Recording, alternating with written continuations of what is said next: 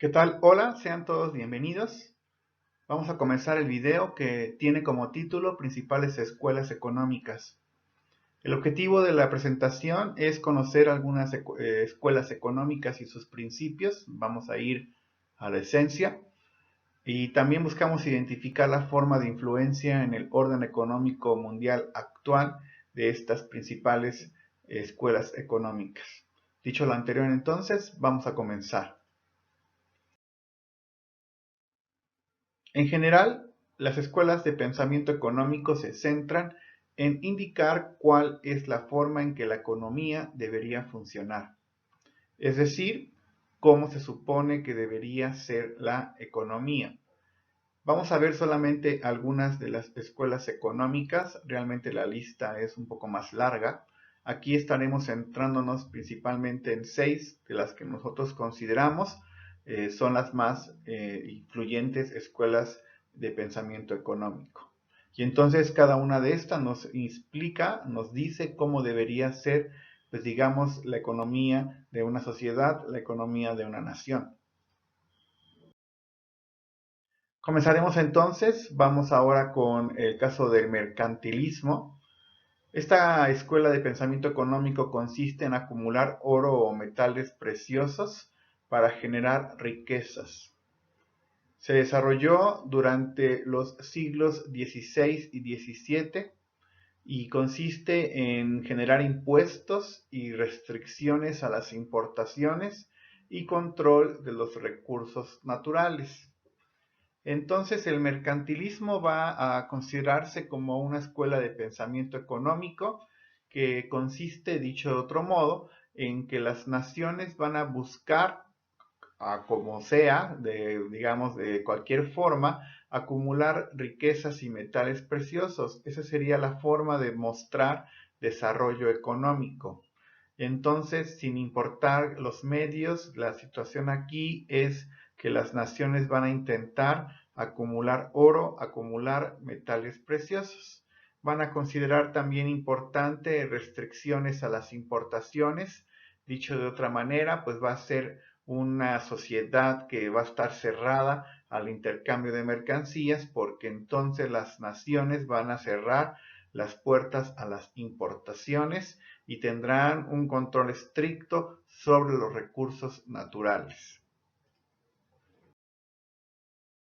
Vamos a la siguiente escuela. En este caso nos referimos a los fisiócratas. Esta escuela busca el crecimiento natural de la economía sin intervención del Estado, sin intervención de los gobiernos. También consiste en que no existan intermediarios, que prácticamente las transacciones económicas o comerciales se den entre los productores y los consumidores. La propiedad privada es un derecho fundamental para el progreso económico según esta escuela fisiócrata. Y también considerar que no existe igualdad en cuestiones económicas. Y entonces los fisiócratas será el inicio de lo que hoy se conoce como el libre comercio, de lo que hoy se conoce como esta cuestión del liberalismo clásico. Y así entonces la escuela fisiócrata considera que el gobierno, que el Estado no debe intervenir en cuestiones económicas y que prácticamente la economía se puede gobernar a sí misma en cuanto al consumo y necesidades económicas. Pasamos a la siguiente escuela, que se llama liberalismo clásico. Se basa en la idea de que el libre mercado es la forma natural del funcionamiento de la economía y que esta produce progreso y prosperidad sin intervención del Estado. Aquí entonces el liberalismo clásico es prácticamente la continuación de la anterior escuela, donde se considera, por supuesto, que el libre mercado va a ser necesario para que así de forma natural funcione la economía y, por supuesto, se logre el progreso y la prosperidad. El liberalismo clásico entonces rechaza la intervención del gobierno porque considera poner trabas porque considera que estorba al progreso económico. Y entonces aquí tenemos una economía que prácticamente se va a gobernar sola, se va a gobernar a sí misma sin la intervención de las burocracias gubernamentales. Y aquí entonces la caricatura que estamos mostrando, pues de cierta manera, hace ver cómo el liberalismo clásico pues ve a la intervención del gobierno en cuestiones económicas.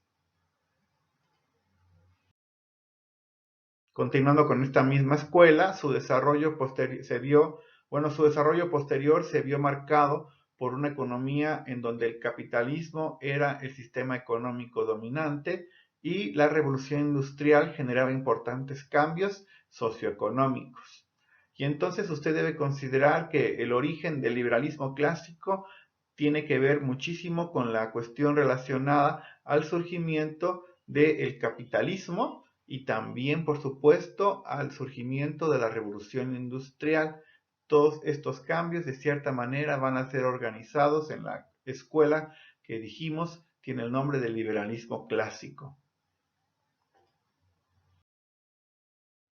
Vamos con la siguiente escuela, que es pues una respuesta a la anterior, que tiene que ver con el marxismo. Por supuesto, estamos hablando de las ideas de Karl Marx principalmente. El principal argumento en que se basa el marxismo es que el capitalismo es un sistema económico cuya estructura es errónea. El excedente de mano de obra provoca la devaluación de la misma. Y bueno, el sistema marxista, la escuela de pensamiento marxista, es una crítica bastante aguda a lo que provocó el capitalismo. En este caso, el marxismo considera que el capitalismo tiene un error grave y que tiene que ver con la cuestión relacionada al poco pago que tiene el trabajador en cuanto a su trabajo. Existe un excedente de mano de obra que lamentablemente es explotado y que pues lamentablemente va a devaluarse con el paso del tiempo. Y así entonces el marxismo es, dicho de manera sencilla, pues la respuesta al liberalismo clásico. El marxismo es la respuesta al surgimiento del capitalismo. De hecho, el marxismo acentúa esta diferencia afirmando que solo una economía planificada puede descubrir verdaderamente los mejores métodos de producción y también los mejores métodos de distribución. El marxismo consiste o plantea en que la economía no debe gobernarse sola y que el gobierno debe intervenir para poder así tener una economía planeada, una economía donde entonces las personas estén de cierta manera obligados a lo que el gobierno considera es lo idóneo en cuestiones económicas. Dicho de manera sencilla, el marxismo consiste o plantea que la economía debe tener una planeación en cuanto a la forma, por ejemplo, del gasto social, del ahorro, de la inversión, de los subsidios, etcétera, etcétera. Vamos a la siguiente escuela, que es el keynesianismo, la escuela de Keynes. Y bueno, apoya esta escuela, su principal característica es que apoya el intervencionismo como forma o como la mejor forma o manera para salir de una crisis, como mecanismo para estimular la demanda y regular la economía en momentos de depresión.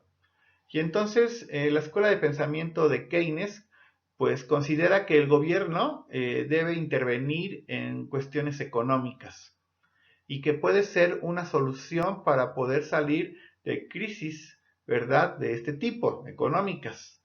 Y por supuesto aquí tenemos entonces una importante intervención del Estado. Note que al final la escuela de Keynes pues es una escuela similar a la anterior, al marxismo, y que es una escuela totalmente distinta a las anteriores, sobre todo al liberalismo clásico, porque aquí considera que el gobierno debe ser prácticamente un motor económico para que exista progreso en las sociedades.